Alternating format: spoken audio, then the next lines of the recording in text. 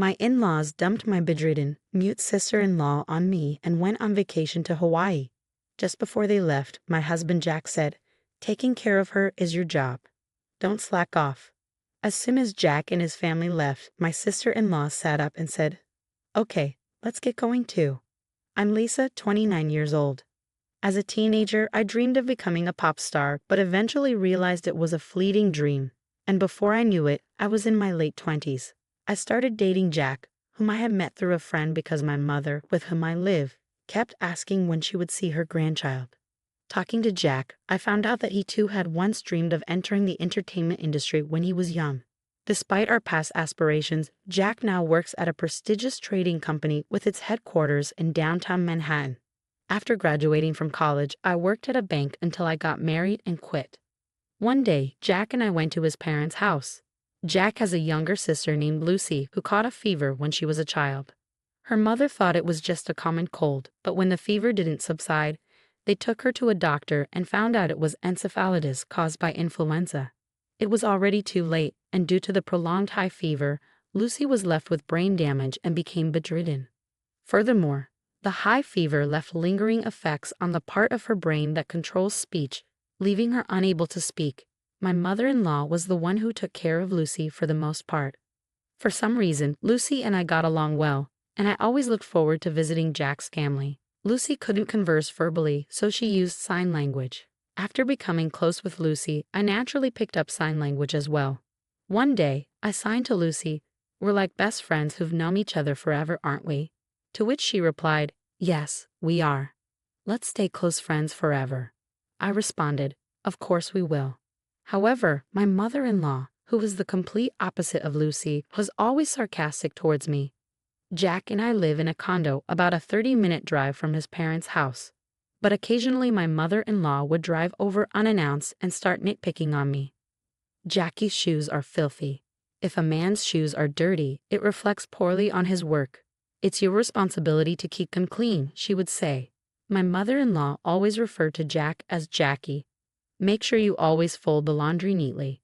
If you don't, Jackie will be in a bad mood. No matter how late Jackie gets home, you must never go to bed before him, even if Jackie says it's okay for you to go to bed first." My mother-in-law would say such old-fashioned things. Jack, while we were dating and initially after we got married, was very kind and never disagreed with me. For example, if I said I wasn't feeling well and asked him to have dinner outside, he would readily agree. If I saw a designer bag I liked, he would buy it for me the following month. However, about a year after we got married, Jack started to change, or perhaps he returned to his original self. He started coming home late from work, always reeking of alcohol. Jack's been increasingly busy on Saturdays and Sundays, always claiming that work kept him away from home. When he would occasionally visit his parents' home, he would decline my requests to join him, which was odd. One day, I decided to confront him about it. "Jack, you've become so distant lately. It feels like you're a completely different person," I said. Jack glared at me for a moment, then replied, "That's not true. You're overthinking things." "I don't think I am," I retorted. "You barely talk to me anymore." "I told you, you're overthinking it. Stop bringing this up," he said, walking away to take a shower, ending the conversation. One day, Jack surprised me by saying, "This Sunday, I'm going home." "What are you going to do?" I was taken aback as Jack had previously always refused my company on such visits. "Wait, I can come with you this time," I asked. "That's why I'm asking." "Well, of course, I'll come then. I'd like to see Lucy too," I added. Jack frowned a bit and said, "You and Lucy seem to get along really well, huh?" "Yes, we do. It feels like we've been best friends forever," I responded, noticing Jack's slight grimace at my words. On Sunday, I drove us to Jack's family home in Nebraska. We stopped at a bakery along the way to buy some pastries as a gift. Jack's mother always has a frown when she sees me, but she would light up upon receiving the pastries. When we arrived, his mother came to greet us as usual. She frowned at my sight, almost as if she was not happy to see me. "Mother-in-law, please have some of these," I said, handing her the pastries. She snatched them from me and peered inside before replying, "Is it these pastries again? They're getting boring. But since you insist, I'll have them." Her face lit up like a child receiving a toy. Is father around today? He asked. Jack's father was elderly but still worked actively. He's out at a meeting. Why? Did you need something? She asked. No, not really. I just had something I wanted to talk about with him, Jack replied. I hadn't heard anything about this from Jack. What's going on? Did you have something to tell your father? I asked. Jack snapped. It's none of your business. What do you mean? We're a married couple, aren't we? I pressed. Can you just stop nagging? Jack retorted, and his mother chimed in. Exactly. If Jack doesn't want to tell you something, you shouldn't be prying. I decided not to respond, knowing that arguing with her would be fruitless. Just then, Jack's sister appeared. Oh, Jack, you're here, she said. Perfect timing, sis. I have something to discuss, Jack started. What is it? She asked. I can take a long vacation next month. I was thinking about a family trip to Hawaii. How about you, sis? Jack proposed. I'll pass. I don't have a passport, she replied. I was taken aback. Jack, who was always busy with work and rarely took time off, was suggesting a trip to Hawaii. Jack, is everything all right with your job? I'm only suggesting this trip because my work's going fine, he replied. My mother-in-law frowned deeply at my interference. You shouldn't meddle with decisions Jack has made. You're really nosy, aren't you? That's right, Jack added. And Lisa, the reason I asked you here today is because I want you to take care of Lucy while we're on vacation. I was momentarily taken aback, but then realized that staying here with Lucy would be much more enjoyable than going on a trip to Hawaii with my mother-in-law. Okay, I will take care of Lucy, but if that was the case, you didn't need to bring me all the way here to tell me that, did you? I figured if I told you in front of my mother, you'd understand quicker, Jack replied. He must have assumed I'd resist when I found out I couldn't go to Hawaii. And if I did, he wanted my mother-in-law to forcefully convince me. It was clear to me that this was his intent. I left the room, feeling dumbfounded, and headed to Lucy's room. Lucy looked delighted to see me. It's been a while. How have you been? I'm good. What brings you here today? Jack asked me to come with him to our parents' house, so I did. But it's strange. Before, whenever Jack came here, he used to tell me I couldn't come along. My brother is definitely hiding something. He's always been secretive. So apparently he's going to Hawaii next month, but I'll be staying back. I think that's better, though.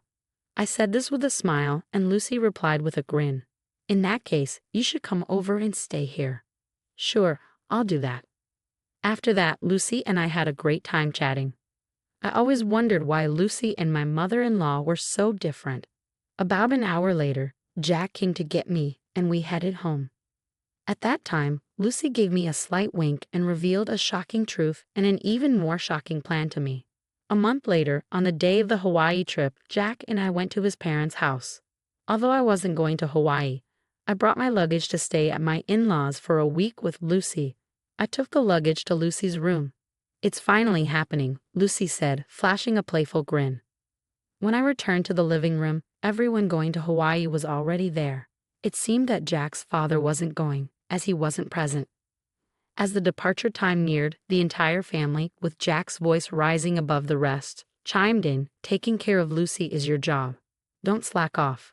Even my mother-in-law added, please get along well with Lucy. It's better for you to stay here, isn't it? If anything happens to Lucy, it's all your fault. We'll hold you responsible.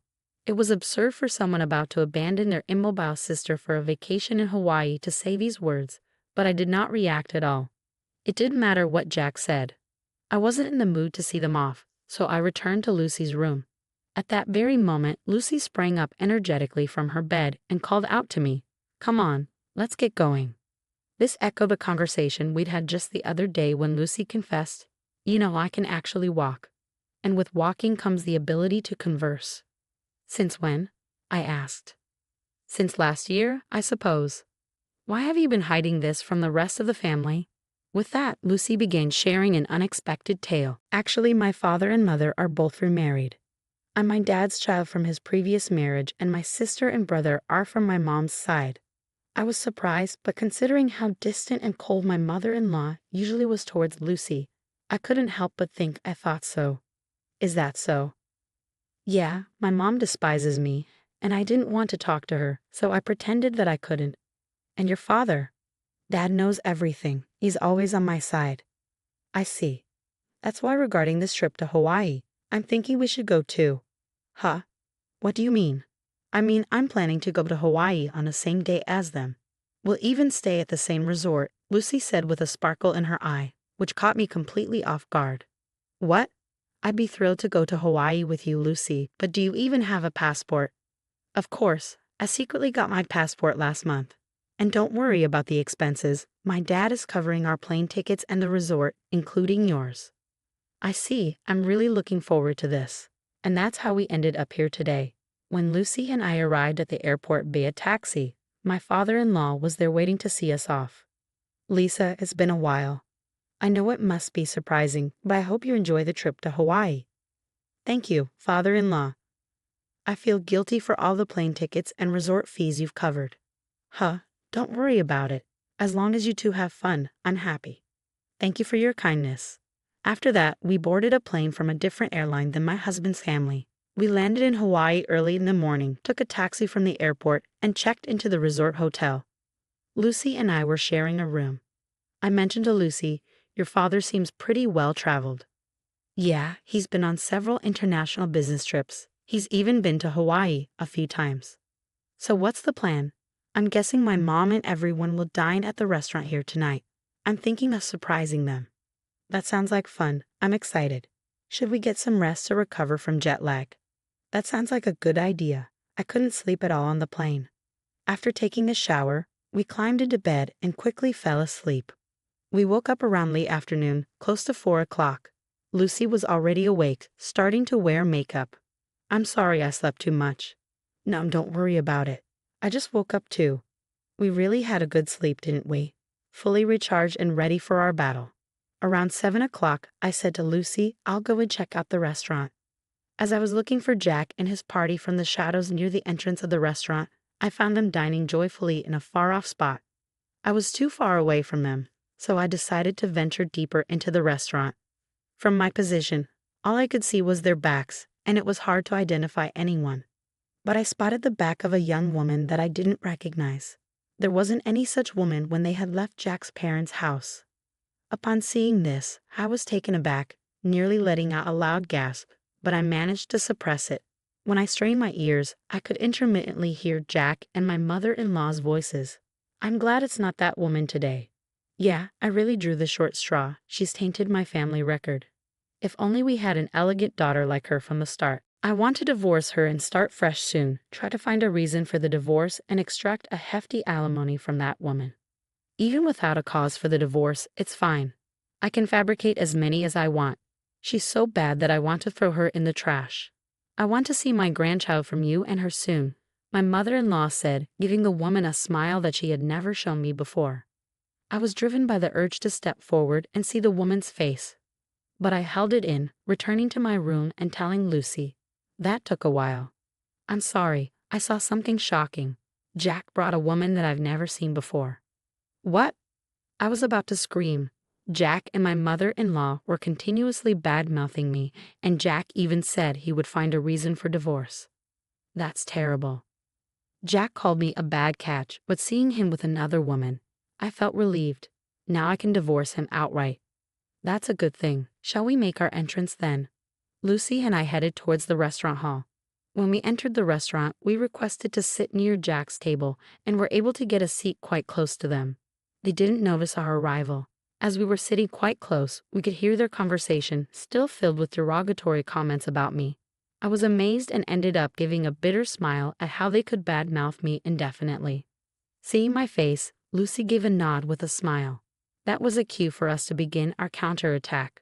I stood up from my seat, stepped forward towards Jack, and shouted, "Are you all having a good time?"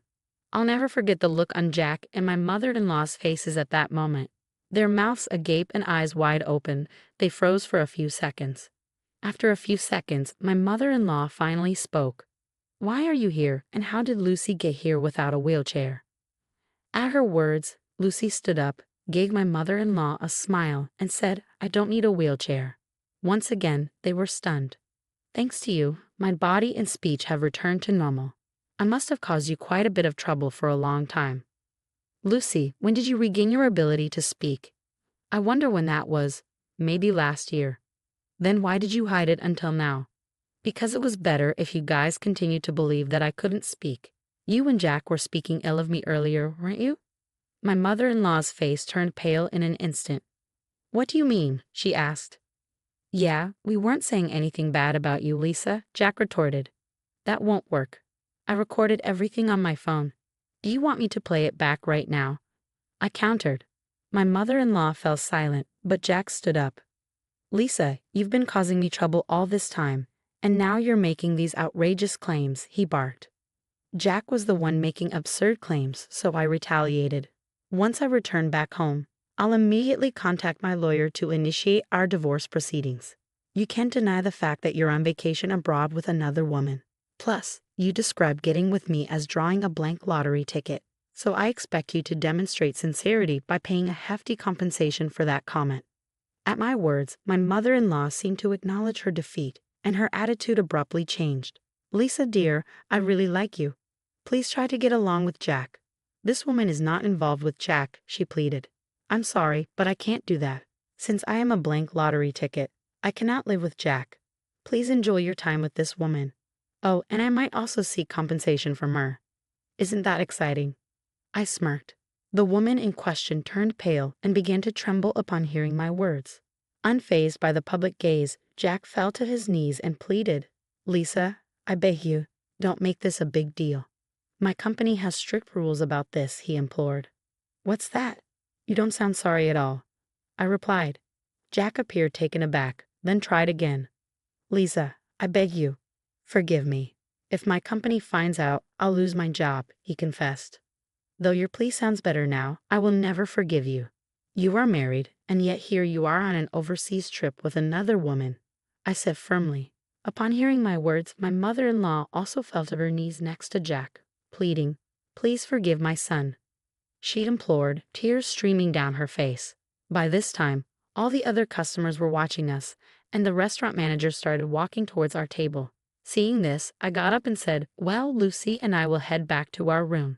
You all enjoy your Hawaiian vacation. I guess things will get a bit difficult when you get back home. Hearing this, Jack, crying, shouted at the top of his lungs, Please forgive me. I can't afford to pay any compensation. At his loud outburst, the restaurant manager frowned, instructed something to a nearby staff member, and then briskly told Jack something. It was a polite way of telling him that he was disturbing the other guests and needed to leave. However, Jack was taken aback, not understanding the manager's words. Soon, 2 burly security guards arrived and hauled Jack away. Jack was sobbing and struggling, but he was no match for the 2 bulky men. My mother-in-law and the woman were dumbfounded, unable to utter a word. While Lucy and I were also surprised by the turn of events, I thought Jack got what he deserved. A week later, Lucy and I returned home. Jack was quickly released and seemed to have returned to his room. However, I later heard that he had been in a state of shock since returning to his room and had kept to himself until the end of the trip. The day after I returned home, I went to the law firm where my old college friend worked to request a divorce proceeding. Unfortunately, my friend was not present, but a female lawyer was assigned to me who was very easy to talk to, and I was able to explain everything that had happened. After listening to my story, she assured me that a divorce was possible, that I could claim alimony, and that she would investigate the woman who was with Jack in Hawaii before determining whether I could claim alimony from her as well. A month later, the female lawyer contacted me and informed me that it had been proven that Jack had been dating the other woman for about 6 months. Hence, she said it was possible for me to demand alimony from this woman too. I requested the female lawyer to please squeeze as much alimony as you can from Jack and his woman. She smiled and nodded. 2 months later, I was officially divorced, and into my bank account was deposited the alimony from the 2. I mumbled as I saw the amount, and that's karma for calling me a blank lottery ticket. 3 months later, Jack and my mother-in-law suddenly visited my place. Despite it being only 3 months, they had lost a lot of weight and looked completely haggard. I asked them, What do you want? I don't want to see your faces. Jack replied in a thin voice, I'm sorry, could you lend me some money? I've lost my job, and the woman ran away. I don't even have money for food. My mother-in-law also spoke in a whisper, I've divorced my husband too. I don't have money. Please, I beg you." My mother-in-law was in tears. I responded, "Too bad. I have absolutely no obligation to help you, and even if I did, I would never help you guys out. Now please leave." After they left, I sprinkled a large amount of salt at my entrance to get rid of the bad energy from my house.